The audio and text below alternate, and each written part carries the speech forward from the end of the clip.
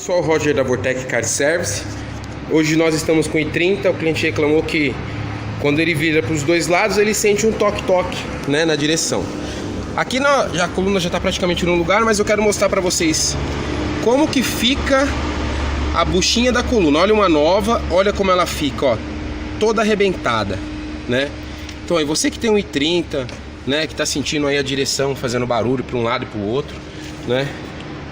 Traga aqui para nós da Vortec Car Service, nós temos a solução aí para o seu problema, tá? Olha, eu vou falar uma coisa para vocês, nós montamos e desmontamos com a maior qualidade, tá? O carro não dá problema, o serviço é feito em perfeitas condições, tá? Temos equipamento de última geração para poder atender esse tipo de serviço, beleza, galera? E esse tipo de serviço nós fazemos em 1 hora, tá?